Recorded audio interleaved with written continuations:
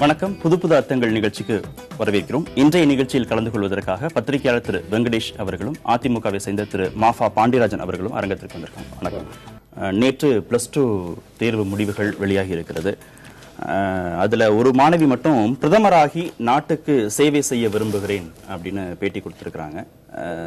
சத்ரியா கவின் 1200க்கு 1195 மதிப்பெண்கள் பெற்று மாநில அளவில் முதலிடம்.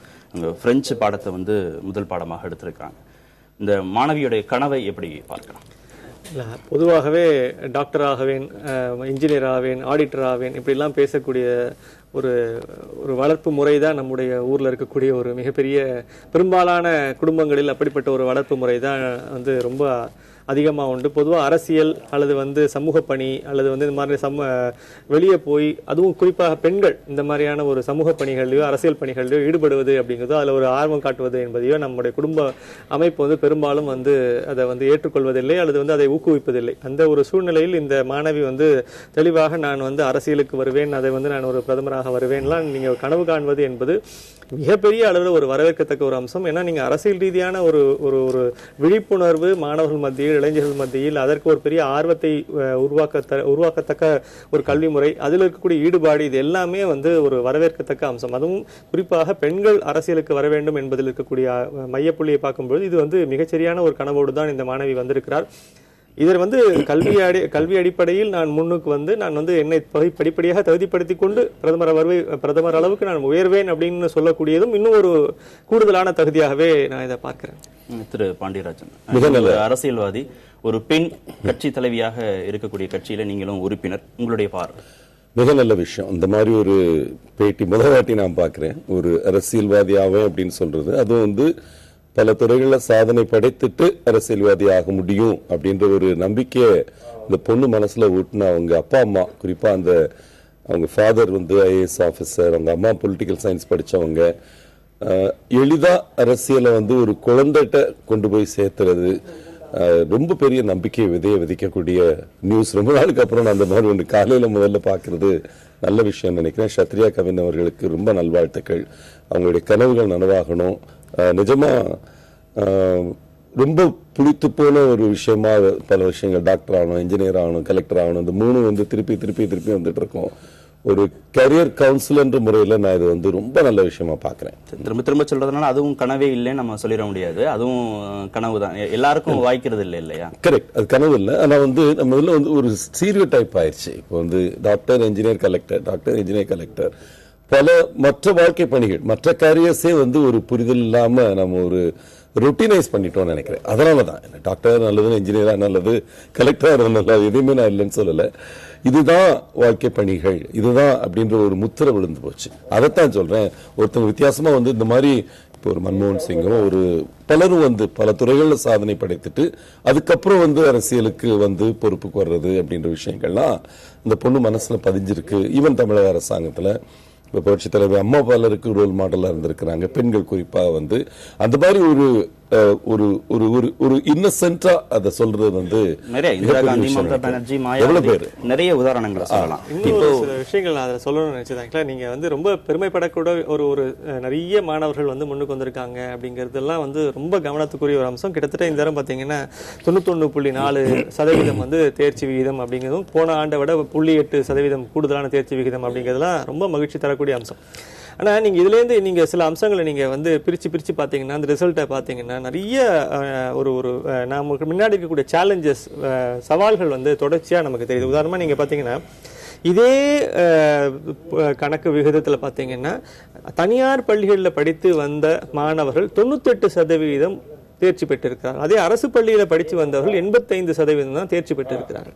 நீங்க தொடர்ச்சியாக இது இருக்கக்கூடிய ஒரு சிக்கல் என்னன்னா, இதே மாதிரி நீங்க மாநகராட்சி பள்ளி இல்ல இந்த மாதிரியான நகராட்சி பள்ளிகளில் பாத்தீங்கன்னா அந்த சதவீதம் இன்னும் படிப்படியாக குறைஞ்சு 87, 84 எல்லாம் வருது. இது ஒரு மிகப்பெரிய சேலஞ்ச். நீங்க அரசு பள்ளிகளில் படித்து பெருமளவு தேர்ச்சி பெறுவது என்பது ஏன் இந்த சதவீதம் குறைகிறது அப்படிங்கிற ஒரு கேள்வி. இந்த அரசு பள்ளியில் இருக்கக்கூடிய ஒரு கல்வி முறை, அதுல நீங்க செலுத்த வேண்டிய கவனம், இது தொடர்ச்சியாக நீங்க கவனம் பெறுவது பெறுவது. அதே சமயத்தில் நீங்க தனியார் பள்ளியில பாத்தீங்கன்னா 98% வந்து தேர்ச்சி நடந்திருக்கு.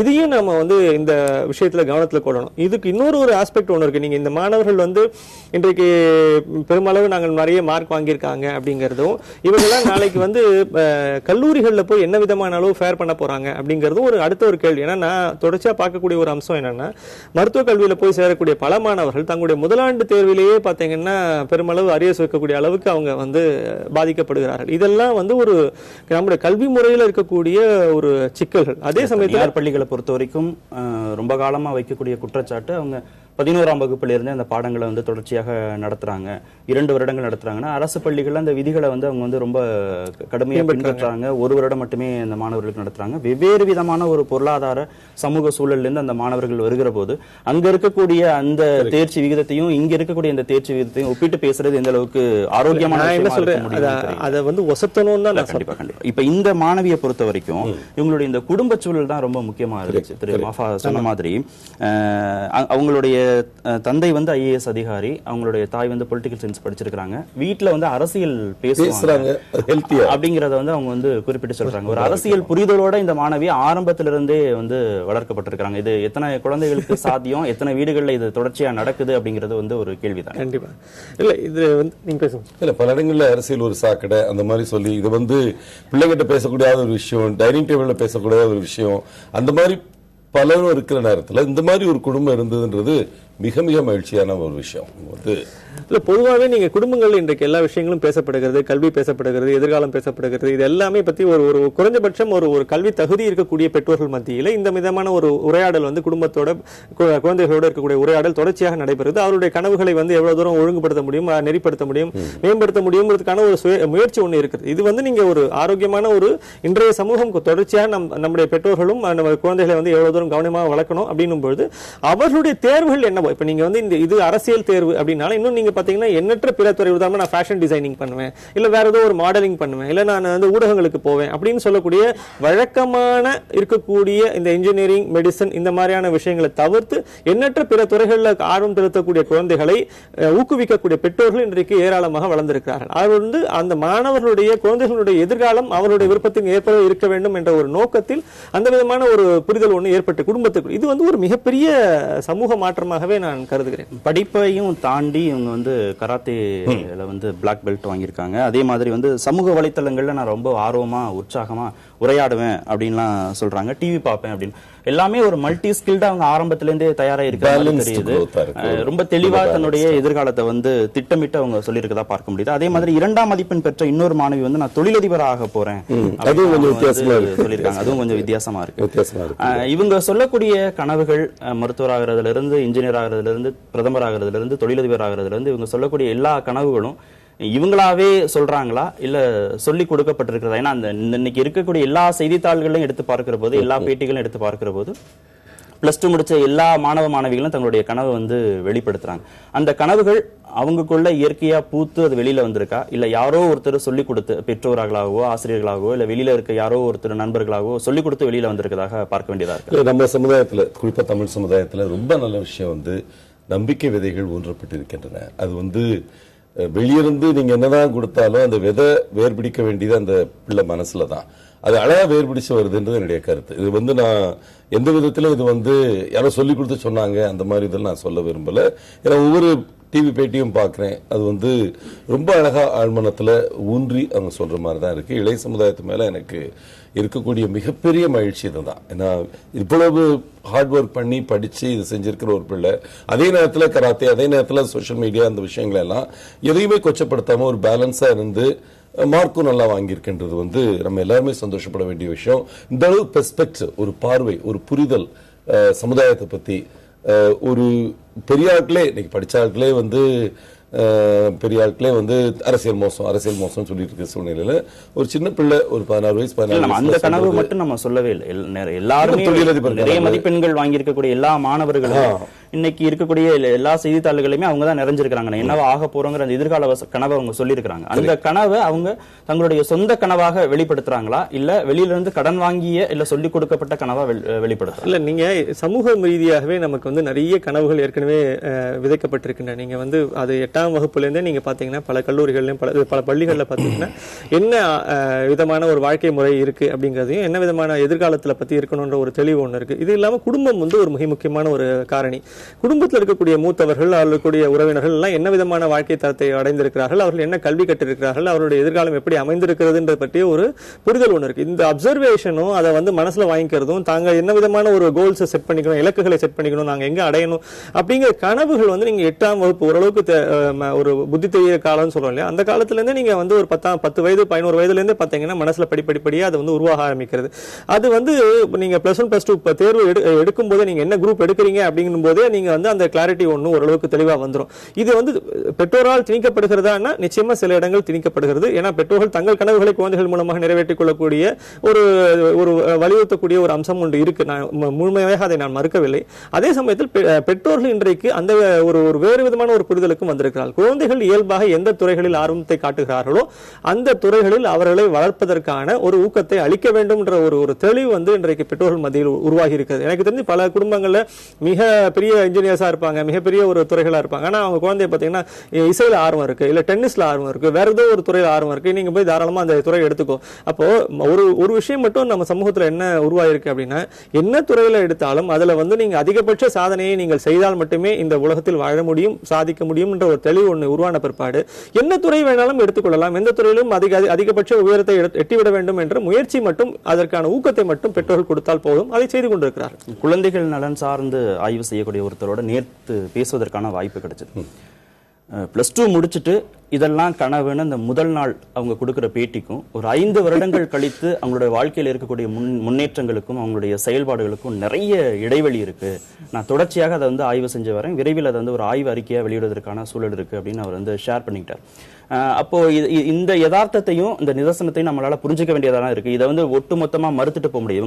இவங்களுடைய கனவுகள் எல்லாமே உண்மை அப்படின்னா இன்னைக்கு இவங்க சொல்லக்கூடிய எல்லா கனவுகளையும் எப்படியாவது நிறைவேற்றி தீரணுங்கிற உத்வேகத்தோட அவங்க வந்து அதை போட்டி போட்டு செய்யறாங்களா, இல்ல இலக்குகளை வந்து அப்பப்ப மாத்திக்கிறாங்களா, இந்த இலக்குகளை நோக்கி இவங்க நகர முடியாத அளவுக்கு இவங்க வந்து தகுதி குறைபாடு இருக்காங்களா, பல்வேறு கோணங்களை அலசி ஆராய வேண்டியதானே இருக்கு. மிக முக்கியமான கேள்வி. இதுல பாத்தீங்கன்னா அந்த அப்துல் கலாம் ஒரு இதுல சொல்லுவாரு, இந்த கனவுகளை பத்தி பேசுறப்ப ஓவர் கிறிஸ்டலைஸ் ட்ரீம்ஸ் சொல்லுவாரு. ரொம்ப இறுகிய கனவுகள் அப்படின்னு வந்துருச்சுன்னு வச்சுக்கோங்களேன், வெளியே மாறுற மாற்றங்களை வந்து அதுக்கு தக்கன நீங்க வந்து உங்க கனவுகளை ஷேப் பண்ண முடியாது. இப்ப ஒரு காலகட்டத்தில் துறைகளே ஒரு வருஷத்துக்கு ஒரு துறை உருவாக்கிட்டு இருந்தது, புது துறை. இன்னைக்கு வந்து ஒரு வருஷத்துக்கு புது துறை 10 துறை உருவாகுது.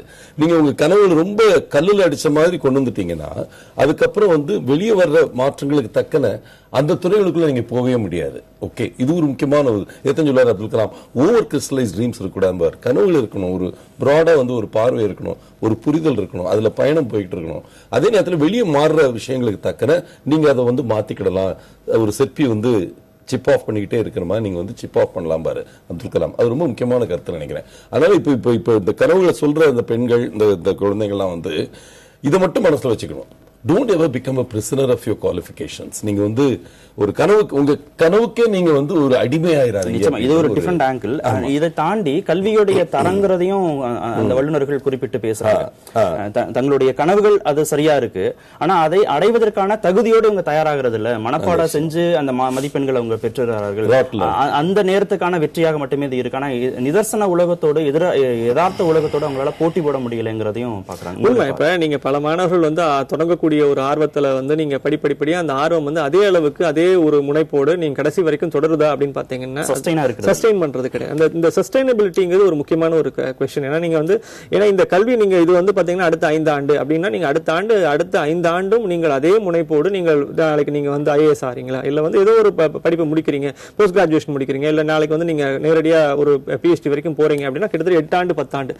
அப்போ இந்த சஸ்டைனபிலிட்டி வந்து இந்த ஆர்வத்தை நீங்கள் தக்க வைத்துக் கொள்வது என்பது நிச்சயமாக மாணவர்கள் கையில தான் இருக்கு. இதுல என்னன்னா ஒரு பெரிய டிஸ்டர்பன்ஸ் ஒன்று இருக்கு. தொடர்ச்சியா நீங்கள் வந்து இது நாள் வரைக்கும் இருந்த கல்வி முறையும், அதாவது நீங்க ஸ்கூல் எஜுகேஷன்ல இருக்கக்கூடிய கல்வி முறைக்கும் கல்லூரிக்கு போகக்கூடிய கல்வி முறைக்கும் பெரிய இடைவெளி. அப்போ இது வரைக்கும் நீங்க பழக்கப்பட்ட ஒரு இடத்துல இருந்து நீங்க முற்றிலும் வேற இடத்துல போறீங்க. அதனால நான் சொன்ன வேலைக்குன்னு வருகிறது அந்த உலகம் முற்றிலும் வேறு. அப்போ நீங்க படிப்பு மட்டுமே எடுத்துட்டீங்கன்னா கூட உங்களுக்கு சொன்ன மாதிரி இந்த மெடிசன் போகக்கூடிய பல மாணவர்கள் முதல் ஆண்டிலேயே பாத்தீங்கன்னா தேர்விலேயே அவர்கள் தோற்று போவது, அரியர்ஸ் வைத்துக் கொள்ளக்கூடிய பிரச்சனை ஏற்பட்டு விடுகிறது. காரணம் என்ன? இது இந்த கல்வி முறையில் இருக்கக்கூடிய பழக்கப்பட்ட ஒரு முறையிலிருந்து முற்றிலும் வேறு விதமாக நீங்கள் மட்டுமே சுயமாக படித்துக் கொள்ள வேண்டும், தெரிந்து கொள்ள வேண்டும், கற்றுக்கொள்ள வேண்டும் என்ற சூழ்நிலை. அதிகபட்ச மதிப்பெண்கள் பெற்று அண்ணா பல்கலைக்கழகத்துக்கு வரக்கூடிய மாணவர்கள் வந்து சமீப காலங்களில் தூக்கு போட்டு இறந்த செய்திகளை கூட நம்மளால பார்க்க. அந்த நம்பிக்கை இழப்பு இருக்கு பாருங்க, அது பெரிய சிக்கல். அந்த நம்பிக்கை இழப்புன்னா அதீதமான எதிர்பார்ப்புனையில வரக்கூடிய நம்பிக்கை இழப்பு.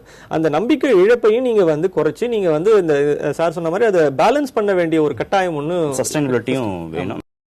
ரிசர்வ் வங்கி கவர்னர் ரகுராம் ராஜனை உடனே பதவி நீக்கம் செய்யுங்கள் அப்படின்னு சுப்பிரமணியன் சாமி பிரதமர் நரேந்திர மோடிக்கு கடிதம் எழுதியிருக்கிறார்.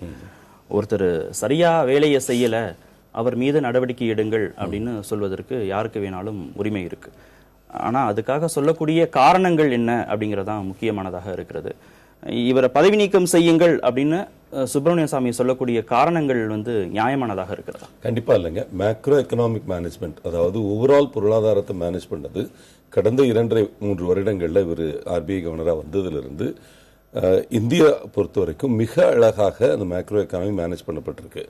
இவர் ஒரு கான்ஸ்டிடியூஷனல் அத்தாரிட்டி. இவர் வந்து காங்கிரஸ் கவர்மெண்ட் போட்டவங்க, அதனால பிஜேபி கவர்மெண்ட்டுக்கு உண்மையா இல்லை, இந்த மாதிரி விஷயங்கள்லாம் அது மிகப்பெரிய தவறுன்னு நினைக்கிறேன். இன்னைக்கு தேதிக்கு அவர் வந்து வட்டி வீதத்தை உயர்த்தினார், அரசாங்கம் வந்து வட்டி வீதத்தை குறைக்க நினைச்சப்போ இவர் அதுக்கு ஒத்துழைக்கலன்றது ஒரு முக்கியமான அவர் மேல இருக்க அலிகேஷன். உலகத்துல வந்து குளோபல் மெல்டவுன் நடந்தப்ப அதை ப்ரிடிக்ட் பண்ணவங்கள முதன்மையானவர் ரகுராம் ராஜன். அந்த காலத்துல பாத்தீங்கன்னா வேற சுப்பிரமணியம் சுவாமிகளோ பல மற்ற பொருளாதார நிபுணர்களோ வந்து ப்ரிடிக்ட் பண்ணாத ஒரு விஷயத்தை அந்த டயத்துல ஒரு தமிழன் வந்து உலகத்துல ப்ரிடிக்ட் பண்ணான்றது வந்து உலகறிந்த உண்மை. அவர் எழுதின புத்தகம் வந்து வரலாற்றுல பதிக்கப்பட வேண்டிய ஒரு புத்தகம் ரகுராம் ராஜன். அவருடைய தேசபக்தியை பத்தியோ, அவர் கிரீன் கார்டு வச்சிருக்காருனால வந்து அவர் அமெரிக்காவுக்கு உண்மையா இருக்கான்றதுலயோ, இன்ஃபேக்ட் அவர் வந்து அமெரிக்காவுடைய சித்தாந்தங்களுக்கு கம்ப்ளீட்டா அகேன்ஸ்டா போயிருக்கிறாரு. அவர் ஆலன் கிரீன்ஸ்பேன் வந்து பாத்தீங்கன்னா வட்டி விகிதத்தை குறைத்துக் கொண்டே சென்றால் அந்த பொருளாதாரம் நல்லா இருக்கும், அந்த இடத்துல இருக்கிற இன்ஃபிளேஷன் பணவீக்கம் வந்து குறையும் அப்படின்ற விஷயம். பணவீக்கம் பணவாட்டம் இந்த 2 கான்செப்டையும் எடுத்து அதை ஆழமா புரிஞ்சிட்டு இருக்கிற உலகத்துல இருக்கிற கைவிட்டு எண்ணக்கூடிய பொருளாதார நிபுணர்கள் ஒருத்தர் ரகுராம் ராஜன். அந்த மாதிரி ஒருத்தர் இருந்ததுனாலதான் எனக்கு என்னமோ கடந்த 3 வருடங்கள்ல இந்திய பொருளாதாரம் ஓரளவுக்கு ஸ்டேபிளா, ஓரளவுக்கு மேக்ரோ எக்கனாமிக் பேலன்ஸ். இவர் பொறுப்பெடுத்தப்ப 72 ரூபா ஒரு ரூபாயோட மதிப்பு, ஒரு டாலர் வந்து 72 ரூபா இருந்தது. இன்னைக்கு வந்து 66 கொண்டு வந்து நிறுத்தி இருக்கிறாரு. அதை ஸ்டேபிளா வச்சிட்டு இருக்கிறாரு. என்னை பொறுத்த வரைக்கும் இண்டிபெண்டா முடிவுகள் எடுக்கக்கூடிய ஒரு ஆர்பிஐ கவர்னர் இருக்கிறது மிகப்பெரிய வரப்பிரசாதம். இந்தியாவுக்கு கிடைச்சிருக்க வரப்பிரசாதம். அது ஒரு தமிழன் இருக்கிறது. சுப்பிரமணிய சாமியுடைய குற்றச்சாட்டுகள்ல எந்த சாரமும் இல்லை, எந்த சரத்து இல்லை, அரசியல் மட்டும்தான் இருக்கு. செப்டம்பர்ல அவருக்கு அவருடைய டேர்ம் முடியுது, அந்த டயத்தில் அவர் தூக்கிட்டு இன்னொருத்தரை கொண்டு வரணும் அப்படின்ற ஒரு அரசியல் உள்நோக்கம் தான் இருக்கே தவிர எந்த விதமான பொருளாதார நோக்கு இல்லை. அரசியல் உள்நோக்கம் தான் இருக்கு இந்த கருத்துக்கு பின்னாடி அப்படின்னு சொல்லி. ஆமா, ஆரம்பத்திலேருந்து நீங்க இந்த பாஜக அரசு வந்ததுலேருந்து இருக்கக்கூடிய ஒரு பெரிய சிக்கல் என்னன்னா, அரசு என்ன சொல்ல விரும்புதோ, நிதியமைச்சகம் என்ன சொல்ல விரும்புதோ அதற்கு பின்பாட்டு பாடணும் அப்படிங்கிற ஒரு எதிர்பார்ப்பு ஒன்று தான் நீங்க ஆர்பிஐ கவர்னர்கிட்ட எதிர்பார்த்தாங்க. ஆனா நீங்க இந்த அரசு மட்டும் தான் அதை செய்யுதுன்னு இல்ல சொல்லலாம். ஒவ்வொரு அரசுமே அதை செய்யுதுன்னு நம்ம சொல்லலாம், அதுல சந்தேகம் கிடையாது. ஆனா நீங்க இந்த அரசு இவர்கிட்ட விரும்புது, இதை நீங்க செய்யணும்னு எதிர்பார்க்குது. பட் நான் என்ன சொல்றேன், இப்படி பாருங்களேன், நீங்க ஒரு மிகச்சிறந்த பொருளாதார நிபுணரை உங்களுடைய நாட்டினுடைய ஆர்பிஐ கவர்னராக வைத்திருக்கிறீர்கள் அப்படிங்கும்போது அவருடைய சொல்லக்கூடிய பல செய்திகளை நீங்கள் எடுத்துக்கொள்வதில் என்ன குறை இருக்க போகுது? அவர் உங்களுக்கு அதாவது ஒரு பொருளாதார நிபுணராக நாட்டினுடைய வளர்ச்சியையும் மனதில் கொண்டு அவர் செய்யக்கூடிய பணிகளை நீங்க தான் நாட்டினுடைய வளர்ச்சிக்கு ஒரே அத்தாரிட்டேரியன் கிடையாது. இப்ப நீங்க ஒரு பொருளாதார நிபுணராக இருக்கும்போது அவருடைய பார்வையிலும் இருக்கக்கூடிய ஒரு எதிர்காலத்தை பற்றி ஒரு சிந்தனை ஒன்று இருக்கும். எப்படி அவருடைய தேசியத்தையோ அவருடைய தேசிய சிந்தனையை பற்றியோ அவருடைய ஒரு தனிப்பட்ட அதை நீங்க பேச வேண்டிய அவசியமே கிடையாது. அவருடைய பொருளாதார திறன் என்ன அப்படிங்கிறது, அதை எப்படி அவர் நிர்வாகம் செய்யறாருங்கிறத பத்தி தான் நீங்க பேசணுமே தவிர அது ஒரு இண்டிபெண்டன்ட் பாடி, அதை நீங்க சுயேட்சையான அமைப்பு, அந்த அமைப்பில் இருக்கக்கூடிய அந்த விதமான ஒரு தகுதிகளோடும் திறமைகளோடும் மிகத்தரியான ஒரு நபரை கொண்டு வைக்கும்போது பயன்படுத்திக் கொள்ளவில்லை என்றால் அது நஷ்டம் நாட்டுக்கு தானே தவிர நீங்க அவரால் ஒன்றும் இருப்பா. அவர் நீங்க சொல்ல மாதிரி அடுத்தது வேற எதுவும் மிகப்பெரிய ஒரு பெரிய பணிக்காக சர்வதேச அளவில் ஏதோ ஒரு வங்கிக்கோ ஒரு அமைப்புகளுக்கோ அவர் சென்று விடுவார். சொல்லுவார். அது வந்து பிரச்சனை கிடையாது. நாம எப்படி அவர்கிட்ட முழுமையான ஒரு பலனை அனுபவிக்கிறோம், அவருடைய சிந்தனையை எப்படி பயன்படுத்திக்கிறோம் அப்படின்னு நாம தான் யோசிக்கணும். அந்த வகையில இந்த மாதிரியான குற்றச்சாட்டுகள் சொல்வதோ இல்ல அவரை வந்து நீங்க வந்து சிகாகோ போன்னு பேசுறதெல்லாம் வந்து உண்மையிலேயே அவரை வந்து நீங்க அது நம்முடைய மிகப்பெரிய சிக்கல் என்னன்னா, தகுதி வாய்ந்த நபர்களை குறைந்தபட்ச கௌரவத்தோடு நாம் நடத்தி கொண்டே இருக்க வேண்டும். அந்த நபர்களுடைய கௌரவத்தை நாம் கொச்சைப்படுத்துவது என்பது நாம் உண்மையிலே நம்மை நாமே வந்து இழிவுபடுத்திக் கொள்வதற்கு சமமாக இல்ல. இந்த அரசாங்கத்துடைய, இந்த மத்திய அரசாங்கத்துடைய பல கொள்கைகள், குறிப்பாக புது வங்கிகளை உருவாக்குவது, முத்ரா பேங்க் போன்ற வங்கிகளை கொண்டு வர்றது, இந்த 2 வருஷத்துல பாத்தீங்கன்னா ஒரு 25 புது வங்கிகள் வந்து உருவாகி வந்திருக்கு. இது எல்லா கொள்கை மீதான முடிவுகளையும் செயல்படுத்தியது ஆர்பிஐ கவர்னர். ஆனால் இவர் ஏதோ அவங்க கொள்கைகளுக்கு மாற்றா போறாரு அந்த மாதிரி கிடையாது. தொடர்ச்சியாக உயர்த்திருக்கிறாரு. வாரா கடனுடைய அளவு கடுமையாக உயர்ந்திருக்கிறது. குற்றச்சாட்டெல்லாம் வைக்கிறாரு. இதுல உண்மை என்னன்னாங்க, எந்த இடத்துல இருந்ததோ அதை மேல ஏத்தி அதுக்கப்புறம் கொஞ்சம் கொஞ்சமா குறைச்சிட்டு இருக்கிறாரு. இவர் வந்து ஒரு ஐடியாலஜி, அவர் சித்தாந்த ரீதியாக வந்து கூட்டிகிட்டே போறாருன்றது அவருடைய குற்றச்சாட்டு. உண்மைக்கு புறம்பானது. அது ஒரு உண்மைக்கு புறமான குற்றச்சாட்டை சுப்பிரமணிய சாமி போல ஒருத்தர் எடுத்து வைக்கிறதுன்றது காழ்ப்புணர்ச்சியின் அடிப்படையில் எங்களுடைய கருத்து. ஏன்னா இந்த அரசாங்கம் சொன்ன பல திட்டங்கள், ஈவன் ஜன்தன் உட்பட, அதை செயலாக்கத்துக்கு கொண்டு வந்தது ஆர்பிஐ கவர்னர் தான். பேங்குகளை அதை வந்து செயலாக்கத்துக்கு கொண்டு வந்தது தான். என்பிஏ பேங்க்ல கூடிருச்சு அப்படின்னு சொல்றது வந்து மிகப்பெரிய தவறான விஷயம். ஏற்கனவே வந்து உயர்ந்திருந்து அது புதைக்கப்பட்ட உண்மை. அந்த புதைக்கப்பட்ட உண்மை இப்ப புதைக்கப்படாம வெளியே வந்துட்டு இருக்கு. என்பிஏ வந்து என்ன என்பிஏ இருக்கோ, வாராக்கடன் இருக்கோ, அதை ஆக்சுவலா டிக்ளேர் பண்ணணும் வச்சது இந்த ஆர்பிஐ கவர்னர். பார்வையற்றவர்கள் இருக்கக்கூடிய நாட்டுல ஒற்றைக்கண் இருப்பவர் ராஜா அப்படின்னு அவர் கடந்த காலத்தில் விமர்சனம் பண்ணியிருக்கிறாரு. வலிமையான அரசு அப்படிங்கிறதுனாலேயே அது எடுக்கக்கூடிய முடிவுகள் எல்லாமே சரியானதாக இருக்கும் அப்படின்னு நம்ம சொல்ல முடியாது அப்படின்னு சொல்லி தொடர்ச்சியாக அரசுக்கு எதிரான கருத்துக்களை ரகுராம் ராஜன் சொல்றாரோ அப்படின்னு பார்க்கல. இது என்னன்னா, நீங்க ஒரு அவர் வந்து பொருளாதார நிபுணர், பொருளாதாரம் மட்டும்தான் பேசணும், அரசியல் கருத்துக்கள் பேசக்கூடாதுன்னு ஏதாவது இருக்கா? இப்ப நீங்க அதாவது அவர் வந்து பொருளாதாரம் சார்ந்த கருத்துல தான் பேசுறாரு. இவங்க என்ன நினைக்கிறாங்க, நாட்டை பற்றிய ஒரு என்ன சொல்ல ஒரு பிரமாதமான ஒரு பிம்பத்தை, தோற்றத்தை வந்து தொடர்ச்சியாக சர்வதேச மத்தியில நாம் உருவாக்கி கொண்டே வருகிறோம். இவர் பேசக்கூடிய சொற்கள் எல்லாம் வந்து அந்த கனவுகளுக்கு எதிராக இருக்கின்றன, அதை வந்து சிதைப்பதாக இருக்கின்றன ஒரு நினைக்கிறாங்க. இதனால நீங்க நிர்மலா சீதாராமன் எதிர்க்கிறாங்க, வேற எல்லாருமே இந்த வரிகளுக்காகத்தான் அவரை வந்து தொடர்ச்சியாக குற்றம் சாட்டுகிறார்களே தவிர அவருடைய கோர் பொருளாதார சீர்திருத்தங்கள், அவர் கொண்டு வரக்கூடிய மாற்றங்கள் அல்லது அவர் கொண்டு வர வளர்ச்சிகளை பற்றிய இவர்களோட விமர்சனம் எதுவுமே இல்லை. நீங்க ரொம்ப தெளிவா பாத்தீங்கன்னா அவர் பேசக்கூடிய பொருளாதாரத்துக்கு அப்பாற்பட்டு பேசக்கூடிய சில செய்திகள் மேலதான் அவருக்கு விமர்சனங்கள் இருக்கு. வளர்ச்சினா அது நாட்டுக்கானது, இவங்களுக்கு நன்மை பயக்கக்கூடியதானே, அதை எப்படி அவங்க வந்து எதிர்ப்பாங்க? இது பாருங்க, ஒரு உதாரணம் சொல்லி சொன்னா சரியா வரும்னு நினைக்கிறேன். இப்ப நம்ம அம்மா பார்மசி இங்க கொண்டு வந்திருக்கோம். இதை வந்து நாடு முழுக்க கொண்டு போகணும்ன்றது ஒரு கருத்துல வந்து இவர் ஒரு கருத்து சொல்லிட்டார். ரகுராம் ராஜன் அந்த டயத்துல வந்து மருத்துவ செலவுகள் குறைக்கப்பட வேண்டும், இதுக்கு வந்து அரசாங்கம் வந்து உள்ள கொண்டு வந்து ஸ்பெண்ட் பண்ணணும். பொதுவா அரசாங்கத்துடைய செலவினங்கள் வந்து எக்ஸ்பெண்டிச்சர் அதிகமாகிறது முக்கியம் அப்படின்றது இவருடைய ஒரு முக்கியமான கருத்து. இதை நீங்க தப்பா சொல்ல முடியாது. நீங்க வந்து ஆக்சுவலா அவங்க அனௌன்ஸ் பண்ணிட்டாங்க, இந்த அம்மா பார்மசி மாடலை வந்து இந்தியா முழுக்க கொண்டு போறதுக்கு கொள்கை ரீதியாக முடிவெடுத்து அனௌன்ஸ் பண்ணியிருக்காங்க. ஆனா அது செயல்பாட்டுக்கு வரல. இப்ப ஆர்பிஐ கவர்னரா இருக்கவரு இந்த மாதிரி கருத்துக்களை சொல்லக்கூடாது அப்படின்னு எந்த சட்டமும் கிடையாது. இதுவும் பொருளாதாரம் தான். கடந்த ஒரு வாரமாகவே இதை பேசிட்டு இருக்காங்க. ஆனா இது வரைக்கும் மத்திய அரசு ரியாக்ட் பண்ணவே இல்லை. பார்க்கலாம், ஜெய்ட்லி சொல்லிருக்கா இது எங்களுடைய முடிவு அப்படின்னு ஒண்ணு பேசியிருக்காரு. பட் நீங்க இன்னைக்கு வந்து எக்கனாமிக் டைம்ஸ்ல பாத்தீங்கன்னா அவர் பத்தி ஒரு சர்வே ஒன்று வந்திருக்கு. எல்லாருமே வந்து திருப்பி ரகுராம் 2.0 வரணும், திருப்பி வரணுங்கிற பத்தி இருக்கக்கூடாது, திருப்பி அவங்க பேசுறாங்க. அதாவது நாட்டினுடைய பொருளாதாரத்தை தொடர்ச்சியாக பின்பற்றி வரக்கூடியவர்கள் இவர் செய்யக்கூடிய சொல்லக்கூடிய வார்த்தைகள் எவ்வளவு தூரம் முக்கியமானவை என்று புரிந்து கொண்டிருக்கிறார். அரசியல்வாதிகளுக்கு வேணாம் அவர் சொல்லக்கூடியது பிடிக்காமல் போகலாம். இல்ல அவர் டார்ச்சர் கொடுத்துட்டே இருந்தா அவரே வந்து டிரான்ஸ்பர் ஆகிட்டு போயிடுவாரு, அந்த ஒரு எண்ணத்துல சொல்ற மாதிரி இருக்குது. பிரதமர் என்ன முடிவு எடுக்கிறாருன்னு நம்ம பொறுத்திருந்து. அரவக்குறிச்சியில் மு க ஸ்டாலின் இன்று பிரச்சாரம் அப்படின்னு செய்தி வந்திருக்கு. செந்தில் பாலாஜியும் பிரச்சாரத்தை தொடங்கிட்டாரு அப்படின்னு ஏற்கனவே செய்திகள் வந்திருக்கிறது.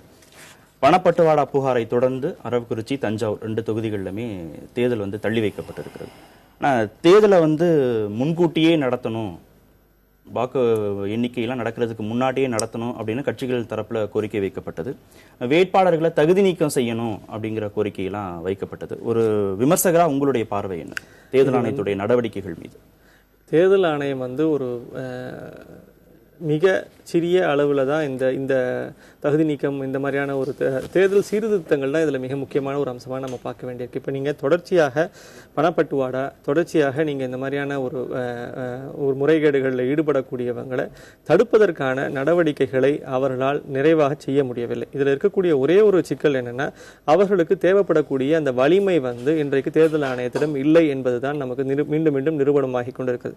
இப்போ நீங்கள் தமிழகத்தில் பார்த்தீங்கன்னா, இப்போ இந்த 2 தொகுதிகளில் பணப்பட்டுவாடா நடந்ததற்கான ஆதாரங்கள் கிடைத்ததன் அடிப்படையில் தான் அவங்க வந்து இரண்டத்தையும் தள்ளி வச்சிருக்காங்க. ஆனால் இங்கே ஒரு விஷயத்தை யோசிச்சு பாருங்க, இதுல நீங்க இது வந்து எந்த வகையிலும் போதுமான நடவடிக்கை அல்ல. உண்மையில என்ன நடந்திருக்கணும் அப்படின்னா, அந்த வேட்பாளர்கள் அந்த யார் கொடுத்திருக்கிறாங்க அப்படிங்கிற போதிய ஆதாரங்கள் இருக்குமானால் அவர்கள் மீது சட்டப்படியான நடவடிக்கையை எடுப்பதற்கான ஒரு வலிமையை தேர்தல் ஆணையம் பெற்றிருக்க வேண்டும். 1. 2, அதை சார்ந்த கட்சிகள் வந்து அவர்களுடைய ஒரு என்ன சொல்றது நடவடிக்கைகள் மேல் மிக கடுமையான ஒரு விமர்சனத்தை தேர்தல் ஆணையம் வைத்திருக்க வேண்டிய ஒரு கட்டாயம் இருக்கிறது. இது நாம ஒரு ஃப்ரீ அண்ட் ஃபேர் எலெக்ஷன் நடத்தணும்னு விரும்புறோம், மக்களுக்கு வந்து ஒரு தெளிவான கருத்தை நம்ம உருவாக்கணும்னு விரும்புறோம் அப்படின்னும் பொழுது நிச்சயமாக இதற்கான ஒரு நடவடிக்கைகள் இன்னும் பல படிகள் முன்னே சென்று இருக்க வேண்டும். இப்போ என்ன நடந்திருக்கு, இது ஒரு டோக்கனான ஒரு விஷயம், அதாவது நான் தெளி வைத்திருக்கிறோம் அப்படிங்கிறதே வந்து ஒரு விமர்சனமாக நம்ம பார்க்கலாம். அதாவது நடந்த இந்த தவறுகளுக்கு முறைகேடுகளுக்கான ஒரு டோக்கன் ரெஸ்பான்ஸ் அப்படின்னு சொல்லுவோம்.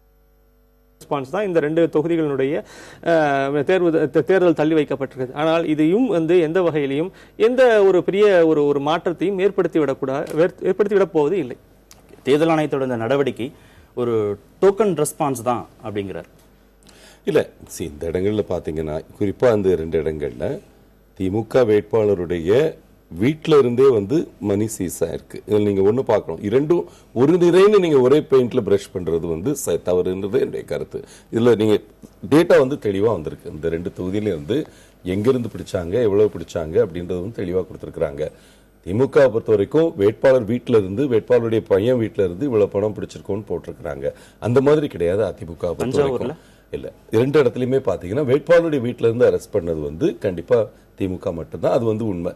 மற்ற 3வது நபர்கள்ட்ட இருந்து அரசு எடுக்கப்பட்டிருக்கு. அது வந்து அதிமுக சார்பில் செலவழிக்கப்பட்ட பணம்னு ஒரு அக்யூசேஷன் தான் இருக்கே தவிர என்ன பொறுத்த வரைக்கும் அதுல இந்த மாதிரி கிடையாது. ஆனா தேர்தல் கமிஷன் அவங்க விஸ்டம்ல நடவடிக்கை எடுத்திருக்கிறாங்க. அதுக்கு நாங்க முழுக்க ஒத்துழைக்கிறோம். மீண்டும் அந்த இடத்துல பிரச்சாரம் துவங்கப்பட்டிருக்கிறது. இது ஒரு டோக்கனிசம் நான் நினைக்கல. ஆனா அதே நேரத்தில் அவர் சொல்ற ஒரு விஷயம், எலெக்ஷன் கமிஷனுக்கு இன்னும் கொஞ்சம் டீத் இருக்கணும் அப்படின்றத நான் ஒத்துக்கிறேன். குறிப்பா வந்து ஊடகங்கள் வாயிலாக தவறான செய்திகளை வந்து பிளான் பண்ற ஒரு தவறான போக்கு இந்த எலெக்ஷன்ல நான் பார்க்கிறேன். இப்போ என்னோட தொகுதியில கூட ஒரு விஷயத்தை எடுத்து அதை வந்து ஊடகங்கள் வாயிலாக கொண்டு போய் இது பண்ணி இவர் பணம் கொடுத்தாரு அந்த மாதிரி ஒரு ப்ரொஜெக்ஷனை கொண்டு போறதுக்கு ஏற்பாடு பண்ணாங்க. அதை தடுக்கிறதுக்கு வந்து எலெக்ஷன் அப்சர்வரே ஒரு வார்த்தை சொன்ன மாதிரி ஒரு இதை கொண்டு வந்து மீடியாக்களை கொண்டு போனாங்க. அதை அந்த அப்சர்வரே வந்து அதை ஸ்டாப் பண்ண நினைச்சா கூட அதை பண்ண முடியல. அவங்க சீஃப் எலெக்ஷன் கமிஷனருக்கு போய் அங்கிருந்து வந்து இங்கிருந்து வந்து பண்றதுக்குள்ள அந்த ஊடகம் தேர்தல் முறையில் இன்னொரு ஊடகம் வந்து அதனுடைய தவறை செஞ்சுட்டு முடிச்சுட்டு போயிட்டு இருக்காங்க. இந்த மாதிரி விஷயங்கள்ல இன்னும் கொஞ்சம் டீத் இருக்கணும் எலெக்ஷன் கமிஷன். எலெக்ஷன் கமிஷனுக்கு டீத் இருக்கணும் அப்படின்னு அரசியல்வாதிகள் சொல்றீங்க, அரசியல் விமர்சகர்கள் சொல்றாங்க, தேர்தல் கமிஷனே சொல்லுது, பொதுமக்கள் சொல்றாங்க, பார்வையாளர்கள் சொல்றாங்க. ஓகே, ஏன் கட்சிகளே முன் வந்து ஒரு முன் உதாரணமாக நடவடிக்கை எடுக்க முடியாதா? தான் நிறுத்தக்கூடிய ஒரு வேட்பாளர் சட்டமன்ற உறுப்பினராக தேர்வாகி மாண்புமிகு சட்டமன்ற அவைக்கு வந்து அமைச்சராகலாம் பதவி ஏற்கக்கூடிய அளவுக்குலாம் உயரப்போறாரு, அப்படிங்கிற அளவுக்கு ஒரு அங்கீகாரம் பெற போகிறாரு, மக்கள் பணியை செய்ய போறாரு, அரசுடைய கோடிக்கணக்கான பணத்தை கையாள போறாரு அப்படிங்கிறதுக்கெல்லாம் வாய்ப்புகள் இருக்கிற போது ஏன் ஒரு முன் உதாரணமாக அரசியல் கட்சிகளே முன் வந்து அந்த வேட்பாளரை திரும்ப பெற முடியாது?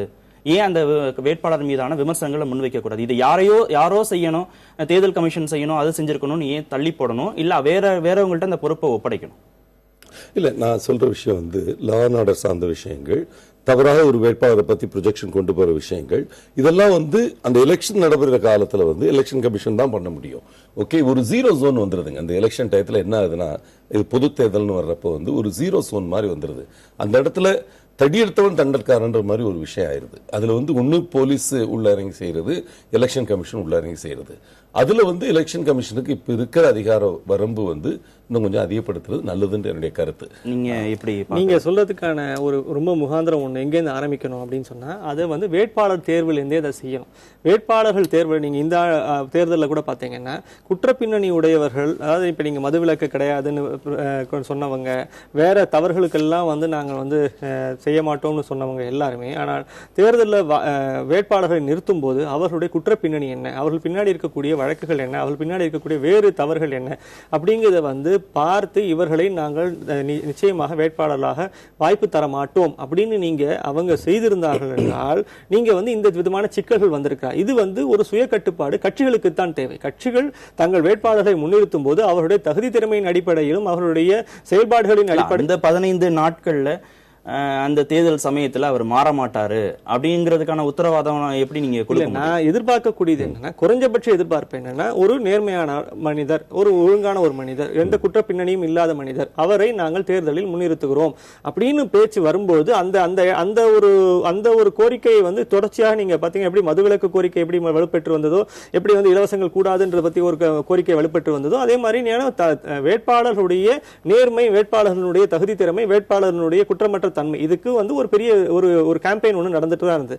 ஆனா நம்முடைய தொடர்ச்சியா நம்முடைய அரசியல் கட்சிகள் வந்து அந்த ஒரு கோரிக்கையை மட்டும் கவனத்தில் எடுத்துக்கொள்ளவே இல்லை. இப்ப குற்ற பின்னணி உடைய வேட்பாளர்கள் வரும்பொழுது அவர்களுடைய செயல்பாடுகள் இந்த தேர்தலை எப்படி வென்றெடுக்க வேண்டும் என்ற ஒரு நோக்கத்தில் தான் அவர்கள் செயல்படுகிறார்கள். அப்போ அவர்களுக்கு கிடைக்கக்கூடிய எளிமையான வழிகள், இப்போ நீங்க ஒரு மிகப்பெரிய சிக்கல் என்னன்னா, மக்கள்கிட்ட வளர்ச்சி பணிகளை கொண்டு போய் சேர்ப்பதற்கான ஒரு முயற்சியோ முனைப்போ அவர்களுக்கு பல பேரிடம் இல்லை. அப்போ மக்கள் மத்தியில போய் கேட்கக்கூடிய ஒரு கேள்வி என்னவா வருது அப்படின்னா, நீங்க என்ன எனக்கு செஞ்சீங்கன்னு ஒரு கேள்வி வரும்போது அவர்களால் அந்த பதிலை அளிக்க முடியவில்லை. அப்ப என்ன இமிடியேட்டா என்ன வருதுன்னா, எப்படி குறுக்கு வழி என்னன்னா, நீங்க அவர்களுக்கு ஏதேனும் ஒரு வகையில் அவரை சமாதானப்படுத்த, அது பணமாகவோ பொருளாகவோ ஏதோ ஒரு வகையில் சமாதானப்படுத்த இறங்குகிறார்கள். இது அத்தனையுமே அவர்களுடைய குற்ற பின்னணியிலிருந்து தான் வரக்கூடிய ஒரு எண்ணம். இப்போ நீங்கள் ஒரு விளக்கம் கொடுக்கும் போது கூட நீங்க பாத்தீங்கன்னா, திரு பாண்டியராஜன் இந்த நிகழ்ச்சியில சொல்றாரு, அது அதிமுக மீதான ஒரு குற்றச்சாட்டு தான் அப்படின்னு சொல்றாரு. TKS இளங்கோவன் திமுக கொஞ்சம் ஒரு படி மேல போய் ஊடகங்களுக்கு அவங்க வந்து விளக்கம் கொடுத்துட்டாங்க. KC பழனிசாமி இருந்த பணம் வந்து தேர்தலுக்காக பயன்படுத்தப்பட்ட பணம் அப்படின்னு நாங்க சொல்லல, அது பயன்படுத்தப்படலைங்கன்னு எங்களுக்கு தெரியும் அப்படின்னு அவங்க ஒரு விளக்கத்தை கொடுக்குறாங்க. ஆனா அதை தாண்டி அவங்க ஒரு ஆரோக்கியமான முடிவு எடுப்பதற்கு எந்த விதத்திலையுமே அவங்க வந்து தயாராகல. தேர்தலுக்காக பயன்படுத்தப்படலைங்கிறத ஒத்துக்கிறவங்க எதற்காக அந்த பணம் வந்து கணக்குல வராம இருந்ததுங்கிறதுக்கான விளக்கத்தை இது வரைக்கும் கொடுக்க மாட்டாங்க. நான் என்ன சொல்றேன், இது வந்து கடைசியில அல்டிமேட்டா யாரு? மக்கள் தான் வாக்களிக்க போகிறார்கள். மக்கள் வந்து தங்களுக்கான வேட்பாளர்களை தேர்வு செய்ய வேண்டும் அப்படின்னு வரும்போது பணம் கொடுக்கக்கூடிய வேட்பாளர்களா அல்லது வந்து நேர்மையான வேட்பாளர்களா? இப்ப நீங்க அரசியல் கட்சிகள் நேர்மையை பற்றியோ அல்லது அவர்களுடைய குற்றப்பின்னணி பற்றியோ யோசிக்கவில்லை, விட்டுவிடுவோம். மக்கள் யோசிக்கலாம் அல்லவா? மக்களுக்கான அந்த வாய்ப்பு இருக்கிறது அல்லவா? மக்கள் தங்களுடைய வேட்பாளர் எப்படிப்பட்டவர் அப்படிங்கறத தெரிந்து கொண்டு வாக்களித்தால் போதுமானது. சரி, வேட்பாளர் சரியில்லை, கட்சிகள் நடவடிக்கை எடுக்கல, அதை தாண்டி தேர்தல் ஆணையத்திற்கும் அதிகாரமே இல்லையா? தேர்தல் ஆணையமும் இந்த விஷயத்துல ஒண்ணுமே செய்ய முடியாதா? இல்ல எடுத்த நடவடிக்கைகள் தான் சரிதானா? எடுத்தவரை நடவடிக்கைகள் சரி, அதுல வந்து எந்த விதமான மாற்று கருத்தும் கிடையாது. ஆனா என்னன்னா, இந்த சார் சொன்ன மாதிரி அவங்களுக்கு போதுமான அளவு அவங்களுக்கு போதுமான அளவு வலு இல்லை. இப்ப நீங்க ஒருத்தர் தவறு செய்து விட்டார், ஒரு வேட்பாளர் தவறு செய்து விட்டார் என்றால் அவர்கள் மேல் நீங்கள் எந்த விதமான குற்ற வழக்கை நீங்கள் பதிவு செய்ய முடியும்? என்ன விதமான அவருடைய வந்து தகுதி நீக்கம் செய்ய முடியும்? இதற்கான வழிமுறைகள், நெறிமுறைகள் நம்மிடம் போதுமான அளவு இல்லை. அது வலிமை அவரிடம் இல்லை என்பதுதான் இதுல இருக்கக்கூடிய சிக்கல். இல்ல, இந்த வாட்டி எலெக்ஷன் கமிஷனை பொறுத்த வரைக்கும் ரொம்ப உண்மையா வந்து அவங்க செயல்பட்டாங்கன்னு நான் நினைக்கிறேன். பெரிய அளவுல எப்படி வந்து 2011 எனக்கு நல்லா யாருக்கு உண்மையாங்கிறதா எதிர்க்கட்சிகள் எழுப்பக்கூடிய கேள்வி.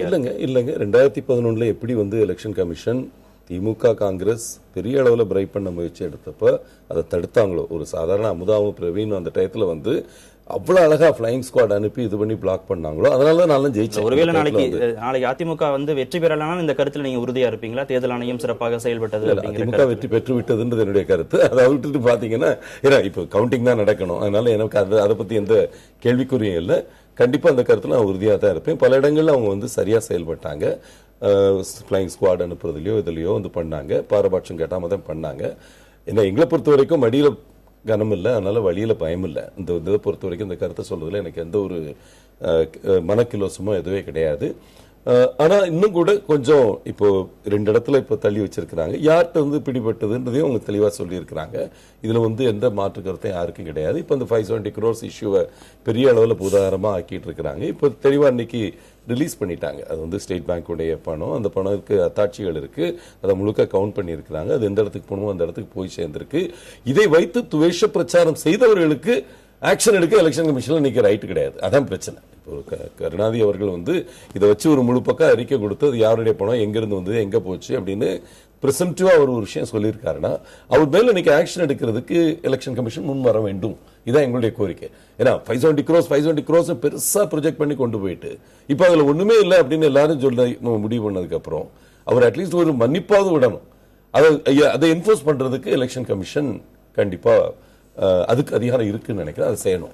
இதுக்காவது எலெக்ஷன் கமிஷன் வந்து செயல்படணும் அப்படின்னு சொல்றார். எலெக்ஷன் கமிஷனுடைய செயல்பாடுகள் பார்க்கிற போது தேர்தல் அறிக்கை தொடர்பாக 2 கட்சிகளுக்குமே அவங்க வந்து விளக்கம் கேட்கிறாங்க. எப்ப கேட்கிறாங்கன்னா, யாரோ ஒருத்தர் போய் புகார் கொடுக்கறாங்க, IAS அதிகாரி, ஓய்வு பெற்ற IAS அதிகாரியும் மற்ற அமைப்புகளும் போய் புகார் கொடுக்கறாங்க. அந்த அடிப்படையில தேர்தலுக்கு ஒரு சில நாட்களுக்கு முன்னாடி அந்த விளக்கத்தை கேட்டு அவங்க நோட்டீஸ் கொடுக்குறாங்க. அவங்க இமெயில இரு கட்சிகளுமே வந்து விளக்கம் கொடுத்திருக்காங்க. ஆனா என்ன விளக்கம் கொடுத்தாங்க, அதை 24 மணி நேரத்துல கொடுத்தது அதிமுக. இன்னொரு 48 மணி நேரம் டைம் வாங்கி எலெக்ஷன் முடிந்ததுக்கு அப்புறம் விளக்கம் கொடுத்தது திமுக. அதே நீங்க சொல்லணும். பாத்தீங்கன்னா 24 மணி நேரத்தில் விளக்கம் கொடுத்து எந்த இடத்துல இருந்து சோர்ஸ் ஆஃப் இன்கம் வரப்போகுது, எந்த இடத்துல நான் டாக்ஸ் ரெவன்யூல வரப்போகுது, எவ்வளவு வந்து நாங்க செலவு பண்ண போறோம், அதை தெளிவா கொடுத்தது அதிமுகங்க.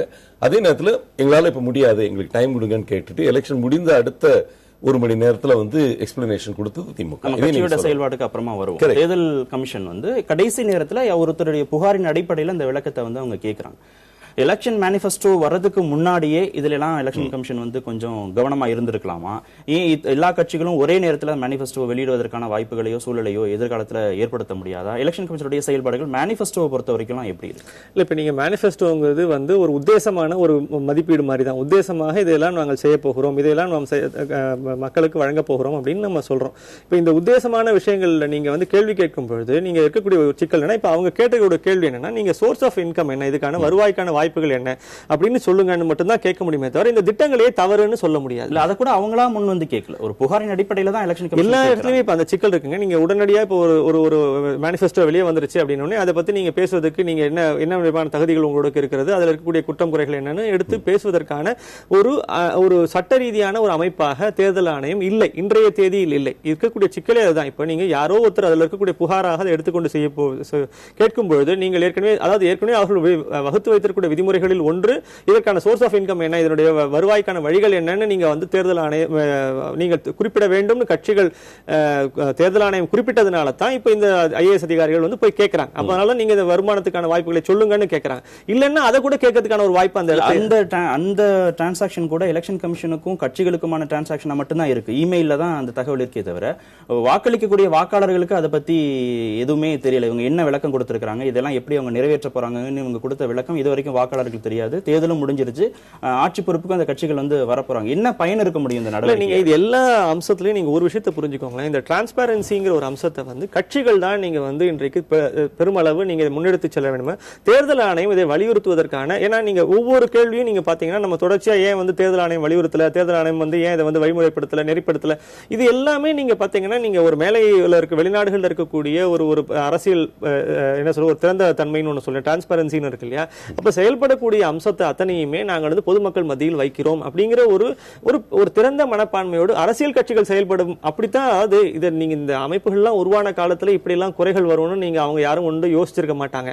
இன்றைக்கு ஏற்படக்கூடிய பல குறைகளுக்கு நீங்க வந்து நம்முடைய அதில் இருக்கக்கூடிய சட்டத்திட்டங்களோ இல்ல விதிமுறைகளோ ஏன் வந்து மாற்றப்படவில்லைன்னு கேள்வி கேட்கணும். ஏன்னா திருப்பி இதே அரசியல்வாதிகிட்ட போய் தான் நாம வந்து அந்த விதிமுறைகளை மாற்றுவதற்கான ஒரு தேவையை தேர்தல் சீர்திருத்தம் அப்படிங்கிறதையே முன்னெடுக்க வேண்டியது அரசியல்வாதிகள் தான். அப்போ அவர்கள் எவ்வளவு தூரம் இந்த தேர்தல் சீர்திருத்தங்களை முன்னெடுக்கவர்கள் என்று அடுத்த கேள்வி ஒன்று வந்துவிடும். அப்போ இது எல்லாத்துலயும் என்னன்னா அந்த மக்களுக்கு நமக்கு ஒரு அக்கௌண்டபிலிட்டி இருக்கு. நான் மக்களிடம் போய் வாக்கு கேட்க போகிறேன், அவர்களிடம் என்னுடைய விவரங்களை எவ்வளவு விளக்கமாக என்னால் தெரிவிக்க முடியும், என்னுடைய சொத்து என்ன, வருடா வருடம் என் சொத்து விவரங்களை நான் வெளியிடுவேன், என்னுடைய குற்றப்பின்னணி என்ன அதை நான் வருடா வருடம் வெளியிடுவேன், நான் ஏற்படுத்தக்கூடிய இது அத்தனையுமே ரொம்ப ரொம்ப முக்கியமான ஒரு பாயிண்ட். நிகழ்ச்சியோட இறுதி பகுதியில இருக்கிறோம். கட்சிகள் வந்து வாக்காளர்கள்ட்ட ஒரு திறந்த மனதோடு இல்ல, எதை தின்னா பித்தந்தெளியுங்கிற கணக்குல எல்லாத்தையுமே வாரி வழங்கக்கூடிய எப்படியாவது வாக்குகளை கவரக்கூடிய ஒரு கணக்கு வழக்கோட தான் அந்த கட்சிகள் செயல்படுறாங்கங்கற குற்றச்சாட்டுக்கு உங்களுடைய இல்ல, இந்த தேர்தல் வந்து கிறிஸ்டலைஸ் ஆனது தேர்தல் வாக்குறுதிகளால் தான். அந்த தேர்தல் வாக்குறுதிகளை எந்த அளவு வெளிப்படையா பண்ண முடியுமோ அந்த அளவு வெளிப்படையா பண்ணது அனைத்து இந்திய அண்ணா திராவிட முன்னேற்ற கழகம். எந்த சோர்ஸ் ஆஃப் இன்கம் எங்கிருந்து வரப்போகுது, இது எல்லாத்தையுமே தெளிவா தாது மணல் அரசுடைமை, கிரானைட் பாலிசி ரெவியூ பண்றது, இந்த மாதிரி பல அம்சங்கள்ல இண்டஸ்ட்ரியல் பாயன்சி இதெல்லாம் வந்து தெளிவா சொன்னது, அறிக்கையில சொன்னது. அதனால 24 மணி நேரத்தில் எங்களால் கொடுக்க முடிஞ்சது. தேர்தல் கமிஷன் கேட்கிறப்ப எங்களால் கொடுக்க முடிஞ்சது. அதான் முக்கியமான காரணம். வெளிப்படைத்தன்மையை பொறுத்த வரைக்கும் கண்டிப்பா அனைத்து இந்திய அண்ணா திராவிட முன்னேற்ற கழகம் இந்த தேர்தலை பொறுத்த வரைக்கும் மிக அதிகமா வச்சிருக்கின்றது என்னுடைய கருத்து. பொதுவா கட்சிகள் இன்னும் வெளிப்படையா இருந்திருக்கணும். ஏன்னா இது சில தேர்தல் அறிக்கைலாம் பாத்தீங்கன்னா பேட்டன்ட்லி கான்ட்ரடிக்டரி. அவங்க கொடுத்திருக்கிற விஷயங்களே கூட மக்களுக்கே தெரியும். இது வந்து நம்பகத்தன்மை இல்லாத ஒரு விஷயம் மக்களுக்கே தெரியும். எந்த அளவுக்கு போன தடவை சொன்னாங்க அதுக்கு மேல செஞ்சிருக்காங்க. 54 வாக்குறுதிகள்ல 10% அளவுக்கு கூட நிறைவேற்றப்படலைன்னு கடந்த ஆட்சி மீது குற்றச்சாட்டும் இருக்கு. அது உண்மை இல்லைன்றது அவங்களுக்கு தெரியும். மக்கள் பொறுத்திருந்து பார்க்கலாம். நிச்சயமா மக்கள் இருந்து இனிமே கேள்வி கேட்பாங்க. நிகழ்ச்சியில் பங்கேற்றதற்கு மிக்க நன்றி. நேயர்களை மற்றொரு நிகழ்ச்சியில் சந்திக்கலாம். நன்றி. தேங்க்யூ.